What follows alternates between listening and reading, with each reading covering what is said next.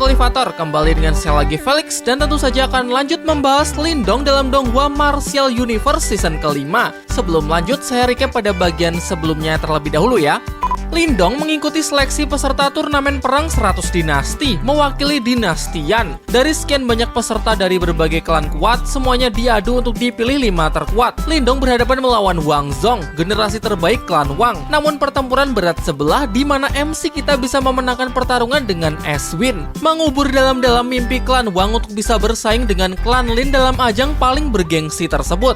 Total ada 5 peserta yang akan mewakili dinasti Yan dalam perang 100 dinasti, yaitu Lindong, Lin Langtian, Du Yun, Man Shan, dan pangeran ketiga yang bernama Mo Ling. Sebelum berangkat, Kaisar mempersilahkan mereka untuk berkultivasi di atas Danau Roh Suci, tempat yang dipenuhi oleh energi yang bisa dengan cepat meningkatkan kultivasi. Hanya boleh di atasnya saja. Kaisar melarang mereka untuk menyelam ke dasar danau karena di sana terdapat monster yang sangat berbahaya. Tentu saja bagi MC kita aturan adalah untuk dilanggar. Tidak cuma Lindong, namun Ling Langtian juga sangat tertarik dengan monster yang bernama buaya langit kuno tersebut. Sempat terjadi pertarungan sengit antara Lindong dan Ling Langtian. Kedua kodam mereka pun juga saling bertarung. Sampai pada akhirnya Ling Langtian malah merusak segel monster dan membiarkan Lindong tenggelam bersama reruntuhan. Sementara ia kembali naik ke permukaan. Namun bukannya celaka, Lindong malah mendapatkan kesempatan untuk memperoleh harta roh serta esensi dari sisa jiwa monster tersebut meskipun melalui pertempuran yang cukup sulit.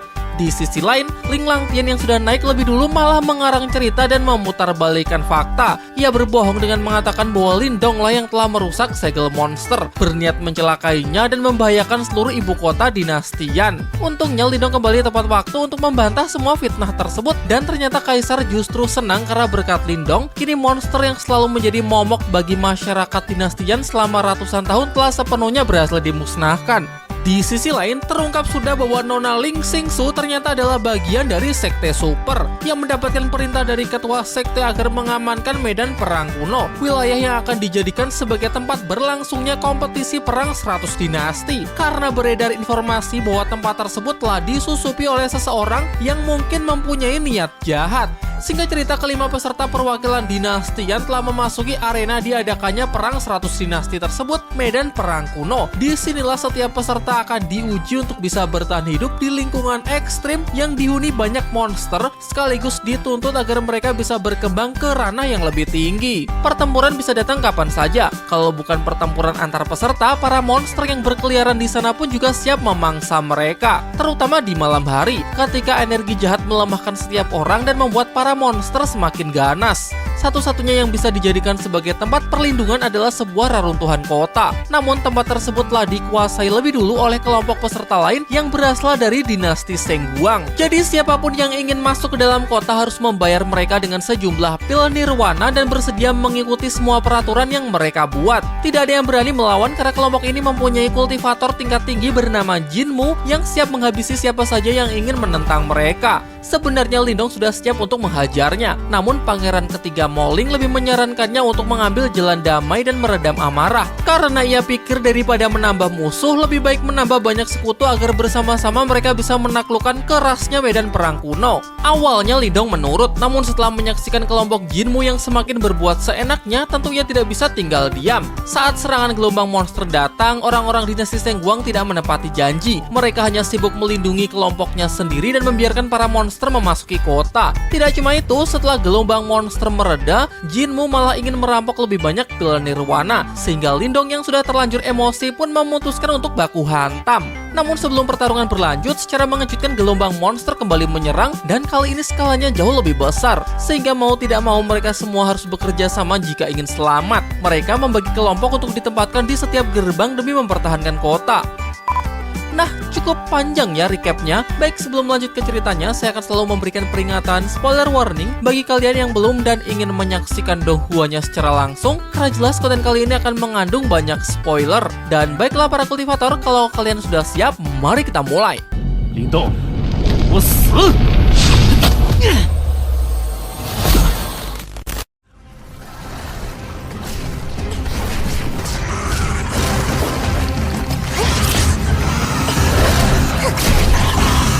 Situasi yang semakin membahayakan memaksa mereka semua untuk bersatu demi bisa mempertahankan kota. Mereka membagi kelompok untuk ditempatkan di 3 gerbang kota dengan harapan bisa meredam serangan gelombang monster. Namun terlihat bahwa hanya kelompok Lindong yang berjuang sekuat tenaga. Sementara orang-orang dinasti Seng Guang tidak mau membantu dan cuma menjadi penonton. Apalagi Jinmu malah menugaskan anak buahnya agar mencari kesempatan untuk bisa mencelakai Lindong.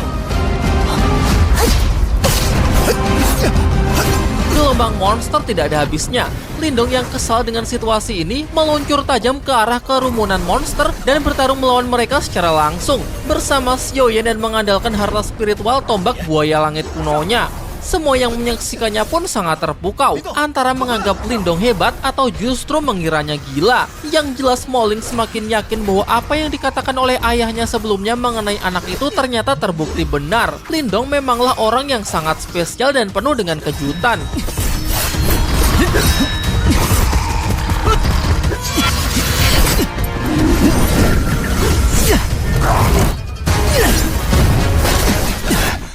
Lindong兄弟，厉害啊！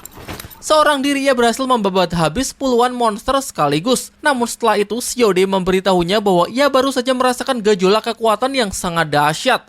Dan benar saja, langit tiba-tiba berubah. Petir merah menyambar-nyambar diikuti dengan kemunculan sesosok monster naga yang seketika memberikan mereka tekanan yang super kuat. Tidak heran karena menurut Xiaode, monster ini sudah berada di ranah nirwana tingkat 9. Syukurlah monster mengerikan tersebut hanya numpang lewat. Tidak bisa dibayangkan bagaimana jadinya jika mereka sampai bertarung melawannya. Namun bukan berarti ancaman sudah berakhir ya. Tak berselang lama bumi tiba-tiba bergoncang dahsyat. Tanah mulai retak, pertanda sesuatu yang mengerikan akan muncul. Lindong memperingatkan semua orang agar segera mundur. Tetapi terlambat karena para monster sekarang telah berhasil naik ke permukaan dan dengan cepat bergerak memasuki gerbang. Jumlahnya tidak masuk akal. Sehingga jika sudah begini, tidak ada lagi yang bisa mereka lakukan selain merelakan gerbang ketiga ini runtuh lalu bergegas mundur dan bergabung dengan yang lain untuk mempertahankan gerbang kedua. Sesuai arahan Lindong, semuanya pun segera mundur, akan tetapi secara tidak terduga orang-orang dari dinasti Seng Guang malah menyerangnya. Xia Huang menegaskan bahwa inilah akibatnya jika Lindong berani menentang senior Jinmu. Ia pun berniat untuk menghabisi dan merampas harta rohnya. Melihat rekannya yang tengah dikeroyok, Moling dan yang lainnya bergegas untuk memberikan bantuan. Namun Lindong menghentikan mereka dan mengatakan bahwa ia bisa mengatasi ini sendirian. Ia menyarankan mereka agar menghemat tenaga, mengingat gelombang serangan monster masih belum berakhir. Duyun juga sepakat dengan Lindong. Daripada membuang-buang tenaga untuk pertarungan yang tidak penting, lebih baik mereka segera menuju gerbang kedua yang tengah dalam bahaya.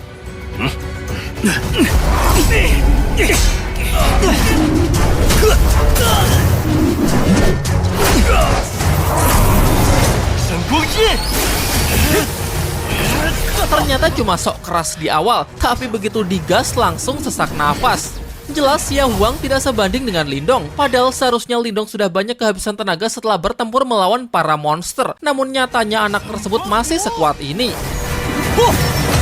Di tengah pertarungan, sekawanan monster datang menyerang dari udara. Dua rekan Xia Huang pun langsung menjadi santapannya.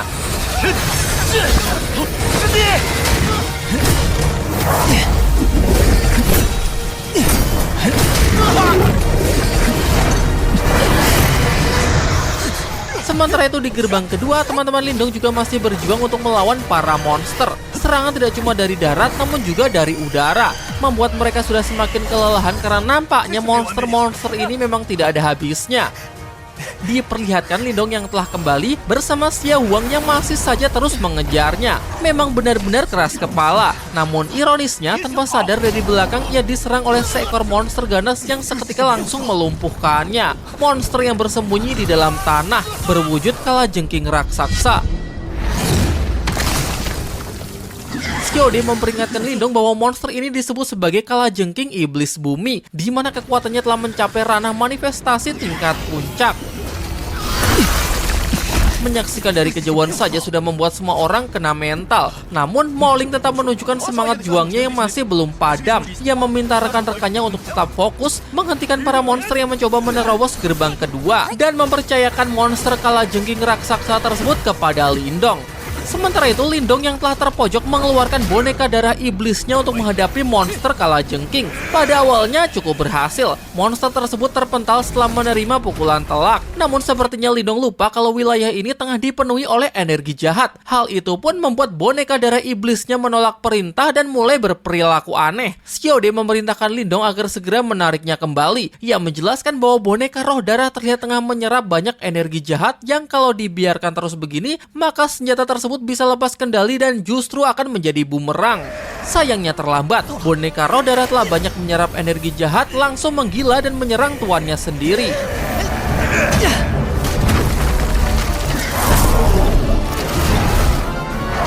Xiaoyan maju menghentikan Lindong untuk menahan monster kalajengking. Sementara Lindong nampak masih kesulitan untuk mengendalikan boneka roh darahnya yang terus memberontak. Xiaode mengarahkan Lindong agar menggunakan kekuatan simbol pelahap untuk menarik paksa boneka roh darahnya. Di saat yang sama, Xiaoyan terpental setelah kalah beradu serangan dengan si monster kalajengking. Masih beruntung Lindong datang tepat waktu dan berhasil menusukkan tombaknya ke tubuh monster tersebut. Namun semua serangannya tidak meninggalkan luka berarti, di mana terlihat kalajengking iblis bumi masih bebas bergerak dan terus saja melancarkan serangan. Memaksa Lindong untuk merilis serangan terkuatnya, yakni kurungan jari surgawi kehancuran agung. Satu jari pengurung langit dan bumi. Serangan maut itu pun akhirnya sepenuhnya mampu menumbangkan monster kalajengking, dan kemenangan ini sekaligus juga memotivasi teman-temannya untuk tetap berjuang demi memukul mundur para monster yang tersisa. Pertempuran yang benar-benar sangat melelahkan. Xiaode menyarankan Lindong agar segera beristirahat karena kali ini energi Yuannya telah terkuras terlalu banyak. Ia bisa menyerap pil nirwana dari kalajengking iblis bumi tersebut agar mempercepat pemulihannya. Namun langit tiba-tiba kembali berubah, membuatnya khawatir jangan-jangan monster naga nirwana tingkat 9 sebelumnya datang lagi. Namun terasa dari fluktuasi kekuatannya, Xiaode menilai bahwa monster naga sepertinya sedang sibuk bertarung. Tetapi siapa yang cukup kuat untuk bisa bertarung dan menandingi monster sekuat itu masih menjadi pertanyaan besar. Sementara itu di atas awan terjawab sudah bahwa ternyata Nona Ling Xingsu yang ternyata tengah bertarung melawan monster naga dengan dibantu oleh dua bawahannya. Namun ia memerintahkan mereka berdua untuk segera pulang karena ia merasa tidak butuh bantuan. Baginya kalau cuma melawan monster ranah nirwana tingkat 9 bukanlah sesuatu yang sulit. Nampaknya Ling Xingsu ini memang beda kelas ya. Ia terlihat begitu santai, tidak seperti rombongan Lindong yang langsung panik ketika melihat monster naga tersebut. Setelah Ling Xingsu melihatnya cukup dekat, terungkap sudah bahwa monster naga ini sedang dikendalikan oleh seseorang, seperti yang sudah ia duga.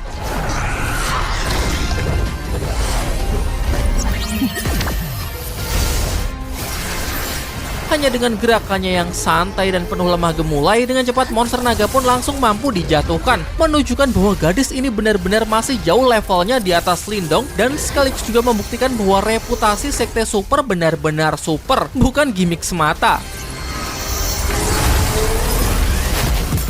Di sisi lain, Lindong menyaksikannya dengan mata kepalanya sendiri ketika sang monster naga ranah nirwana tingkat 9 yang sangat ia takuti tumbang dan jatuh dari langit. Kekalahan tersebut ternyata menjadi sinyal bagi para monster lain untuk segera mundur. Xiaode menjelaskan bahwa dugaannya memang benar. Serangan gelombang monster ini memang dipicu oleh monster naga tersebut. Jadi ketika monster naga telah mati, maka bersamaan dengan itu serangan gelombang monster pun juga ikut mereda. Scene kembali memperlihatkan Nona Ling Xingsu yang nampak dari raut wajahnya masih belum merasa puas setelah menghabisi sang monster naga. Ia sangat yakin kalau serangan gelombang monster barusan dikendalikan oleh seseorang. Jadi sebelum dalangnya ketemu, tentu ia masih belum bisa tenang. Namun siapapun itu, orang yang bisa mengendalikan monster nirwana tingkat 9 pastinya bukanlah orang sembarangan. Nona Ling Xingsu berencana untuk melanjutkan penyelidikannya. Ia sudah mengingat wujud segel sihir yang digunakan untuk mengendalikan monster tersebut. Jadi bermodalkan ini ia bisa langsung pergi melacaknya. Ia akan bergerak sendiri sementara dua bawahannya ia perintahkan untuk melaporkan masalah ini kepada ketua sekte. Namun sebelum pergi ia terlihat sempat menoleh ke bawah seperti ia sedang merasakan kekuatan seseorang yang sangat familiar di bawah sana.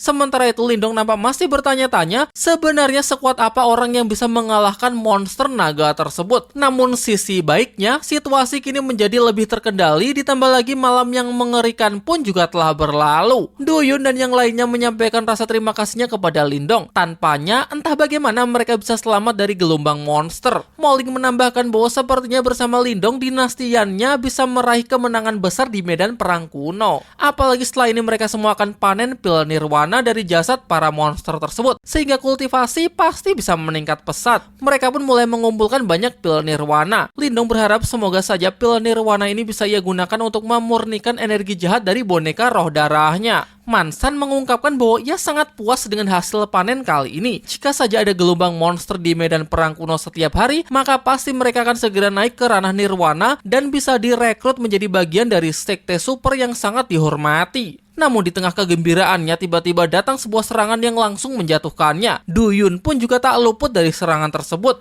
Dan ya, benar sekali tebakan kalian. Jinmu bersama orang-orang dinasti Sengguang lain datang mengacau dan ingin merampas seluruh pil nirwana yang ada di tempat ini. Kali ini tidak ada negosiasi lagi. Moling yang sudah terlampau emosi maju menyerang, namun sayangnya karena memang sudah begitu kelelahan, dengan mudahnya ia bisa dipukul mundur.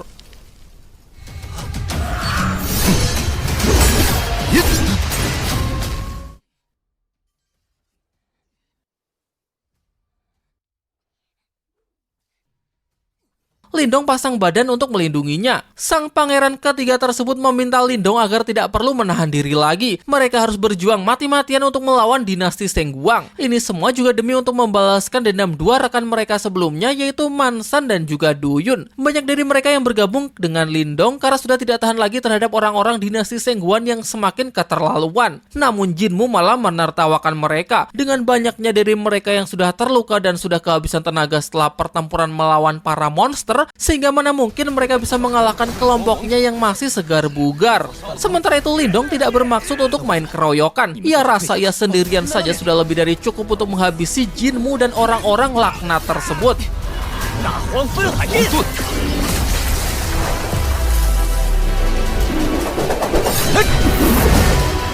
Lindong akhirnya bentrok melawan Jinmu. Jinmu memperingatkannya bahwa di sini hanya ada hukum rimba, di mana untuk bisa bertahan hidup maka yang kuat harus memangsa yang lemah. Namun siapa yang kuat dan siapa yang lemah masih belum ditentukan. Keduanya pun mulai bertempur untuk menunjukkan siapakah yang terkuat.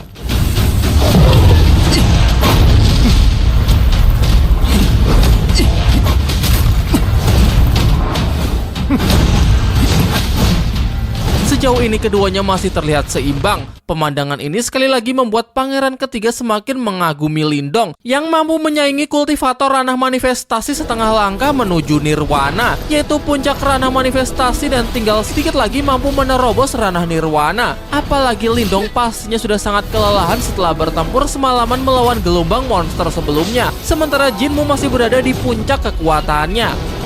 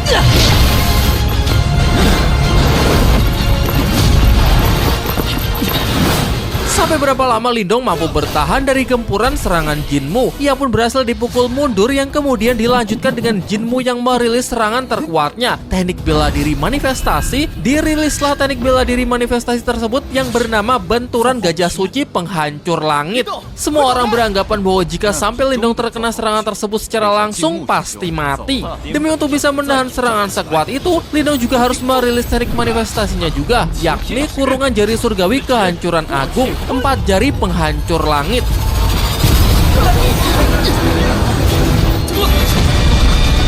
Di Di luar nalar ternyata serangan Lindong jauh lebih superior. Siapa sangka bocah yang ia anggap jauh lebih rendah darinya ternyata mampu mempermalukannya seperti ini. Lindong tidaklah selemah yang ia duga, melainkan sebuah anomali. Rekan-rekan Lindong pun juga akhirnya bisa bernafas lega. Sementara di sisi lain, orang-orang dinasti Sengguang nampak terkejut tidak bisa percaya saat menyaksikan bahwa ketua mereka telah dikalahkan. 灵动。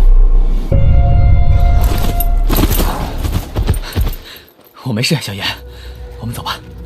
小夫还未分呢。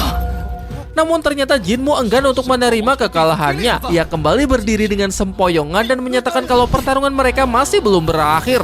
Tetapi bukannya melanjutkan pertarungan 1 lawan 1, Jinmu malah dengan licik memerintahkan orang-orangnya untuk mengkeroyok Lindong dengan bersama-sama mengaktifkan formasi cahaya suci. Serangan terfokus langsung menargetkan Lindong, menjebaknya ke dalam formasi khusus dengan pertahanan kuat, mencegahnya agar tidak bisa melarikan diri. Menyaksikan Lindong yang sedang dalam bahaya, pangeran ketiga mengajak rekan-rekannya untuk segera membantu. Namun tidak akan bisa tepat waktu karena orang-orang Sengguang Jinmu perintahkan untuk menahan mereka. 谁忍能救了你？我死！不好！全力圣光震之中！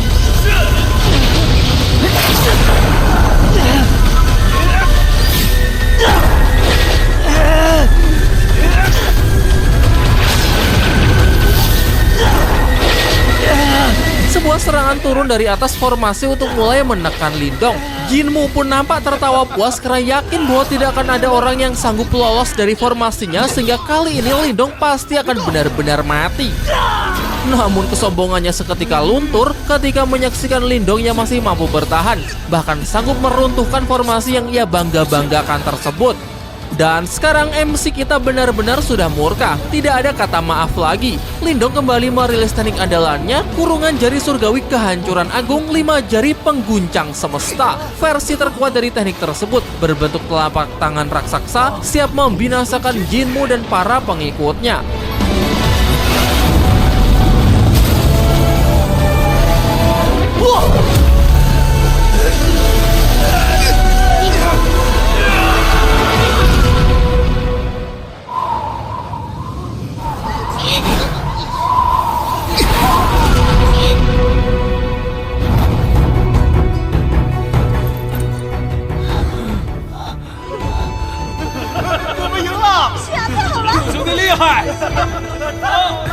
Sekarang kalau sudah begini, mustahil Jinmu bisa bangkit lagi. Orang-orang dinasti Sengguang yang tersisa langsung kena mental. Mereka segera melarikan diri karena takut dengan kekuatan Lindong yang benar-benar di luar nalar. Teknik bela diri manifestasi yang luar biasa kuat. Di saat yang sama, serangan barusan sangatlah membebani tubuh Lindong. Dari sini ia sadar bahwa sepertinya dengan tingkat kultivasinya saat ini masih sangat sulit untuk bisa menggunakan teknik 5 jari. Ia benar-benar sudah mencapai batasnya, tidak lagi sanggup bertarung, bahkan untuk berdiri saja masih terasa sulit.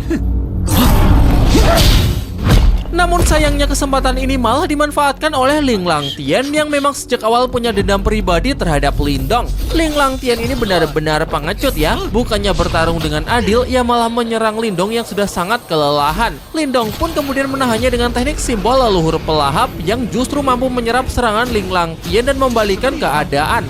Setelah gagal dalam upaya liciknya tersebut, Ling Langtian memilih untuk mundur. Apalagi masih ada orang-orang yang datang untuk melindunginya. Namun ia akan terus mengingat dendam di antara mereka. Dan di kesempatan yang lain, ia pasti akan bisa menghabisinya. Sampah dari keluarga cabang. Lindong berlari untuk menyelamatkan Xiaoyan yang tadi sempat terkena serangan dari Ling Langtian saat mencoba ingin melindunginya. Sementara itu, pangeran ketiga sangat menyesalkan kejadian ini. Padahal baru saja mereka memasuki medan perang kuno, namun langsung pihaknya mengalami kerugian sebesar ini. Di tempat lain, Nona Ling Xingsu masih dalam penyelidikannya mengenai siapa dalang di balik gelombang monster sebelumnya. Ia mendatangi lokasi jatuhnya sang monster naga untuk mencari petunjuk, namun sayangnya ia nampak tidak mendapatkan petunjuk apapun. Tiba-tiba ia malah dikagetkan dengan kedatangan seorang pria bernama Yuan Chang. Sama seperti Ling Xingsu, ia juga berasal dari salah satu dari 8 sekte super bernama Sekte Gerbang Yuan. Tingkat kultivasinya pun juga setara, yakni ranah nirwana tingkat 9. Namun bukan bukan anggota biasa ya, melainkan ia adalah pangeran dari sekte Gerbang Yuan.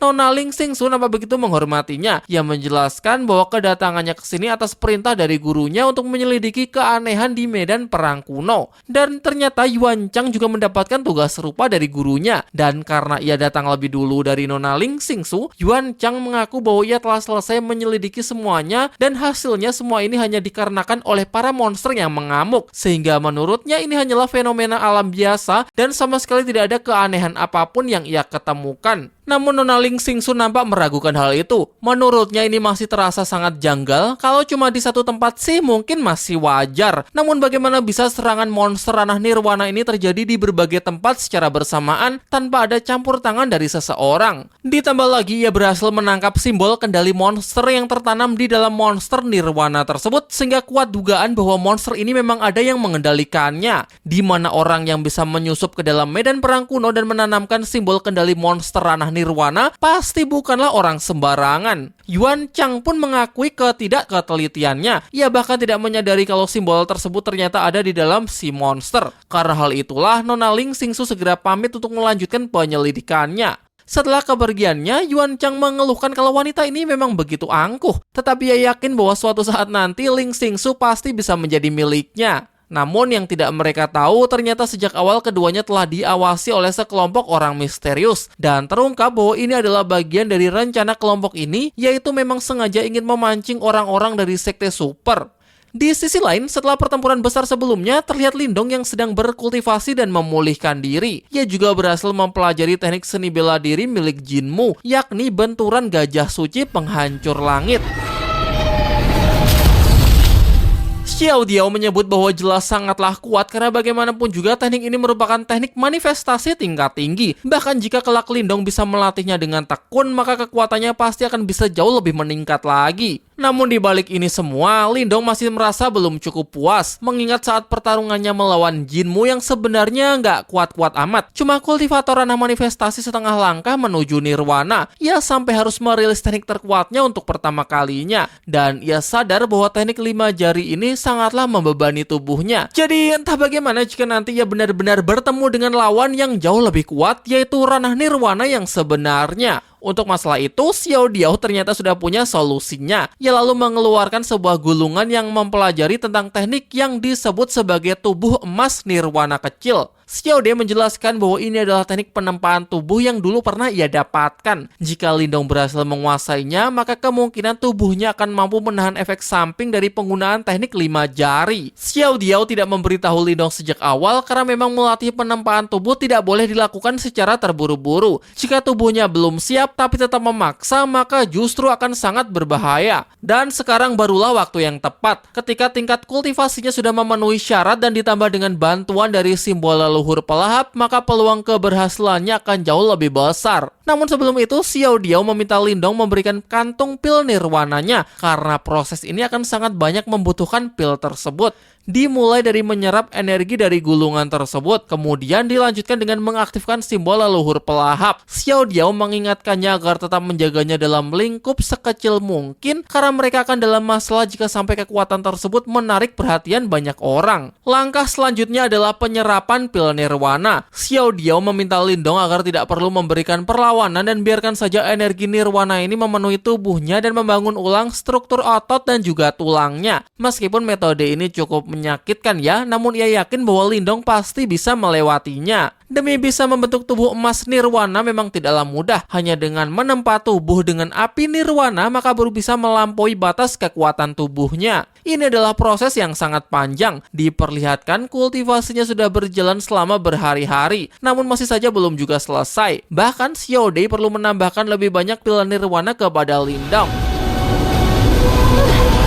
一点金光，铸就金身；金龙纳体，涅槃金身。Sampai pada akhirnya kultivasi penempaan tubuhnya pun telah sepenuhnya selesai. Lindong kini telah berhasil menguasai teknik tubuh emas nirwana. Dengan tubuh emas nirwana ditambah teknik kurungan jari surgawi kehancuran agung, meskipun proses ini telah benar-benar menghabiskan 10.000 pil nirwananya, namun ini sangatlah worth it, karena sekarang seharusnya ia bisa menandingi seorang kultivator ranah nirwana yang sesungguhnya. Dengan catatan tentu saja setelah ini ia masih perlu terus berlatih agar bisa menguasai teknik tubuh emas nirwana sepenuhnya. Di samping itu hal ini juga pasti bisa membantunya dalam menerobos ranah nirwana di masa depan. Kini setelah selesai berlatih dalam waktu yang cukup lama, mereka pun bergegas kembali ke kota untuk bergabung dengan yang lainnya. Sementara itu, Nona Ling Xingsu dengan ditemani oleh Pangeran Yuan Chang masih melanjutkan penyelidikannya demi mengungkap dalang sebenarnya di balik gelombang monster. Namun Yuan Chang ini dari tadi cuma salfok sama Nona Ling Xingsu ya, sampai-sampai ia tidak menyadari kalau tepat di depan mereka ada sebuah anomali. Terpasang sebuah penghalang berbentuk kubah, di mana Yuan Chang pun langsung menawarkan dirinya untuk pergi memeriksanya terlebih dahulu. Di dalamnya terdapat banyak simbol kendali monster, persis seperti yang diketemukan oleh Nona Ling Xingsu sebelumnya. Sayangnya tanpa disadari ternyata ia sudah masuk ke dalam perangkap musuh. Tempat tersebut runtuh dan sekumpulan monster pun muncul untuk memangsa mereka. Naas Yuan Chang ditelan hidup-hidup oleh salah satu monster. Namun bagaimanapun juga ia adalah kultivator ranah nirwana, sehingga dengan mudah ia dapat lolos dan menghancurkan perut monster yang menjijikkan tersebut.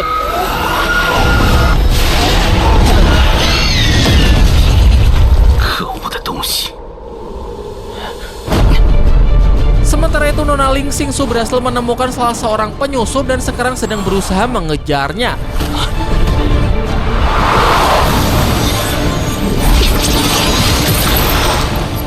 Pada akhirnya usahanya untuk melarikan diri telah gagal. Musuh berhasil dijatuhkan dan ketika ingin melarikan diri lagi, Pangeran Yuan Chang sudah siap untuk menangkapnya. Dari auranya, Ling Xingsu tahu kalau penyusup ini berasal dari wilayah Zuan Barat. Jadi ia meminta alasan yang masuk akal mengapa orang dari Zuan Barat berani-beraninya memasuki wilayahnya tanpa izin. Namun bukannya takut, si penyusup malah mengatakan bahwa mereka para sekte super pada akhirnya pasti akan hancur. Ia pun meledakkan dirinya dengan harapan bisa mengajak mereka untuk mati bersama. Namun tentu saja serangan tersebut sama sekali tidak cukup untuk bisa melukai mereka. Tidak disangka ternyata penyusup ini lebih rela mati daripada harus buka mulut. Meskipun si penyusup telah lenyap, hal itu tidak membuat Ling Xingsu merasa lega, karena ia khawatir bagaimana jika penyusupnya tidak cuma satu. Namun karena ini melibatkan wilayah Zuan Barat, mereka tidak bisa lagi sembarangan bertindak, sehingga untuk langkah berikutnya Nona Ling Xingsu harus mendiskusikannya terlebih dahulu dengan gurunya. Keduanya pun sepakat berpisah untuk melaporkan hal ini kepada ketua sektenya masing-masing.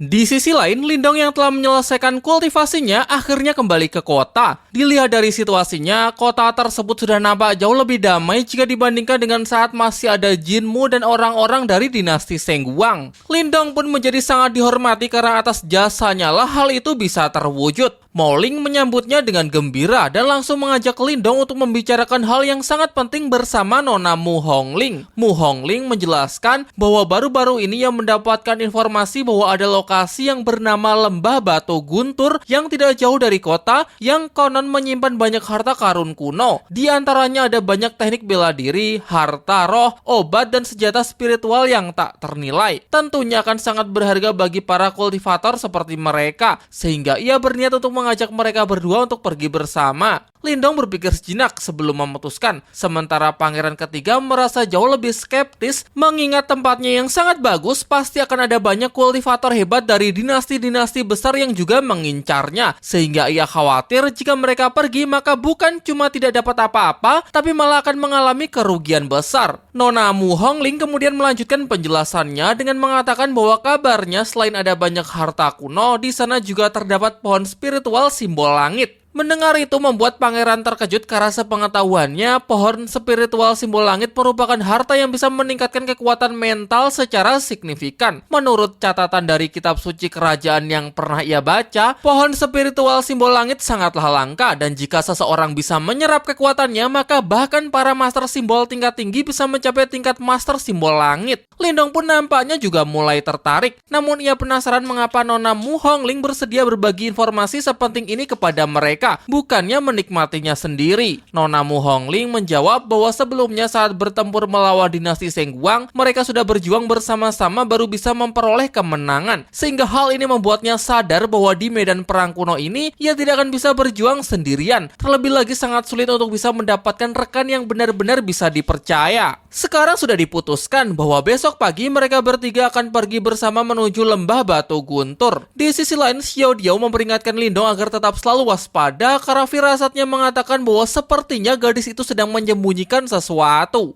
Singkat cerita, pada keesokan paginya, mereka berangkat bersama dan telah sampai di depan lokasi yang dituju. Diperlihatkan nyala pertempuran yang nampak sudah dimulai, sehingga Lindong segera mengajak rekan-rekannya untuk segera bergegas. Di sepanjang rute, terlihat tanda bekas pertempuran yang cukup menggambarkan betapa sengitnya persaingan di tempat ini. Dan demi meminimalisir adanya masalah, Mu Hongling menyarankan mereka agar tidak menarik perhatian pihak lain dengan bergerak secara diam-diam melalui jalur darat. Baru juga berjalan sebentar, mereka sudah dikejutkan oleh gemuruh pertempuran yang sangat intens tepat di atas mereka.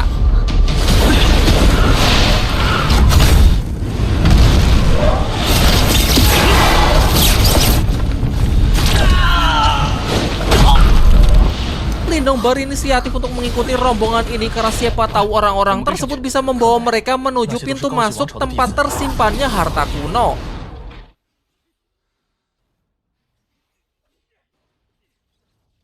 Diperlihatkan dua kelompok yang sedang bertempur antara kelompok dinasti Moyan melawan kelompok dinasti Xuanbing. Dan terlihat bahwa kelompok dinasti Moyan yang dipimpin oleh seorang kultivator ranah nirwana tahap awal bernama Li Pan yang lebih mendominasi, berhasil menekan kelompok dinasti Xuanbing dan melarang mereka untuk memasuki gerbang lembah Batu Guntur.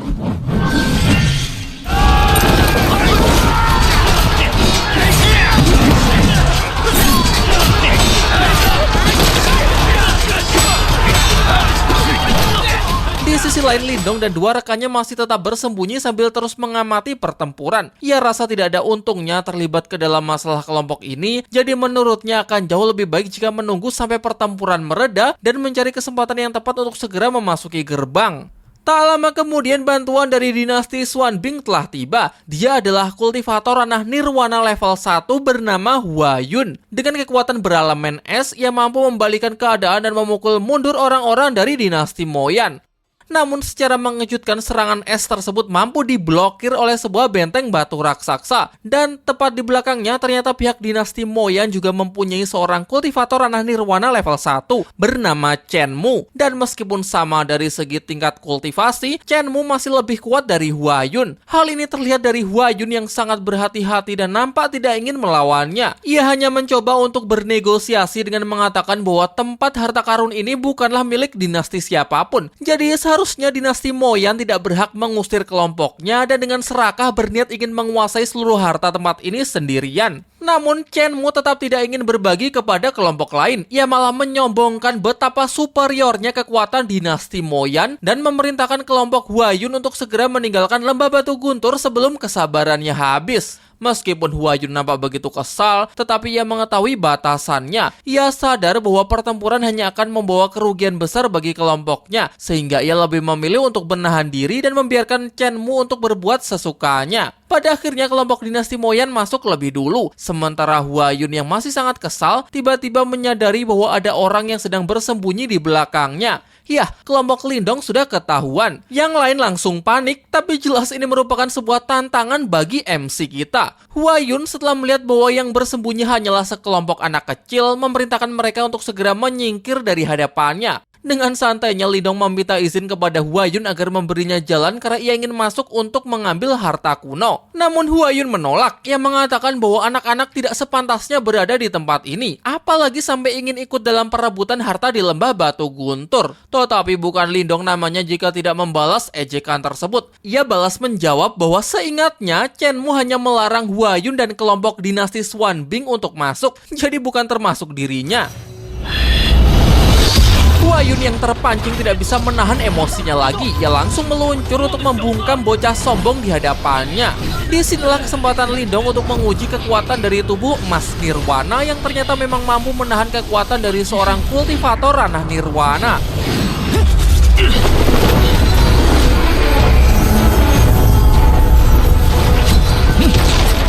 Bahkan dalam mode ini ia pun juga langsung ingin menguji ketahanan tubuhnya terhadap beban yang diterima saat merilis teknik kurungan jari surgawi kehancuran agung 5 jari pengguncang semesta.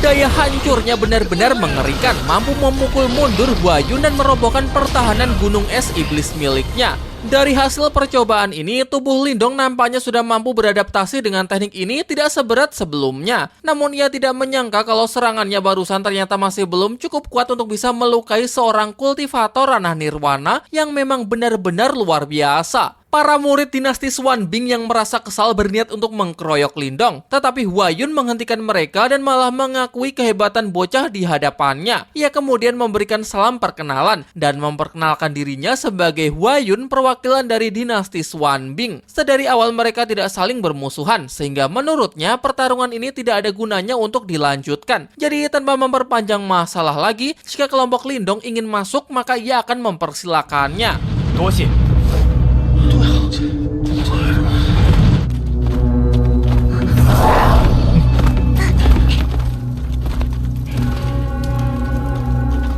Salah seorang anak buahnya protes, mengapa dinasti Xuanbing-nya harus mengalah dengan bocah-bocah yang tingkatannya bahkan lebih rendah dari mereka. Menurutnya jika senior Chen Mu benar-benar bertarung dengan serius, maka kelompoknya pasti bisa menang dengan mudah. Tentu, Chen Mu tahu kalau Lindong hanyalah kultivator ranah manifestasi, di mana seharusnya sama sekali bukanlah tandingannya. Namun dalam pertarungan singkat barusan, bocah itu menunjukkan bakat yang luar biasa, mampu menggunakan teknik tubuh emas nirwana secara sempurna, jelas membuktikan bahwa Lindong bukanlah orang sembarangan. Daripada ambil resiko dan buang-buang tenaga untuk mengalahkannya, Chen Mu lebih memilih untuk membiarkannya masuk, lalu membuatnya bentrok dengan kelompok dinasti Moyan, dan saat kedua kelompok tersebut melemah, maka saat itulah kelompok dinasti Xuanbing-nya bisa mengambil banyak keuntungan. Sementara itu, kelompok Lindong sudah berhasil memasuki lembah Batu Guntur. Begitu mengejutkan karena ternyata tempat ini sangatlah luas. Tidak jauh dari lokasi mereka, Li Pan bersama para murid dinasti Moyan lainnya tengah berusaha menjelajahi tempat ini, namun belum juga menemukan apa yang mereka cari.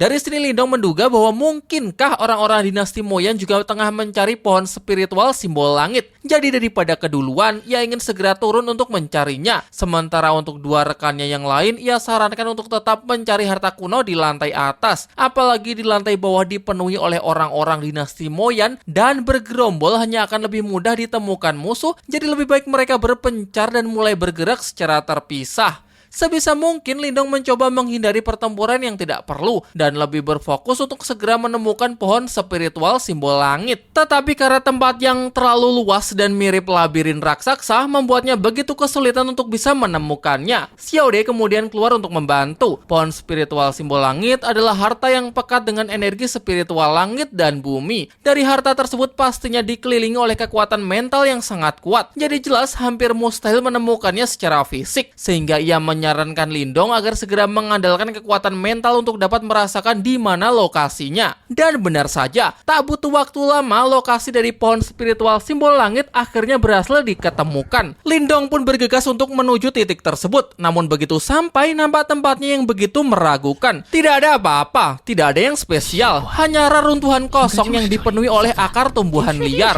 Di saat sedang mencari-cari, ia dikagetkan oleh sejumlah akar tanaman yang tiba-tiba menyerangnya. Dilanjutkan dengan guncangan dahsyat yang merobohkan tempat tersebut. Guncangan juga sampai dapat dirasakan oleh Li Pan. Untuk itu, ia seorang diri berniat ingin memeriksa langsung ke sumbernya. Sementara murid yang lain ia perintahkan untuk tetap melanjutkan pencarian. Di saat yang sama, Lindong terjatuh akibat pijakannya yang runtuh. Dan disinilah akhirnya ia berhasil menemukan apa yang ia inginkan, yakni pohon spiritual simbol langit.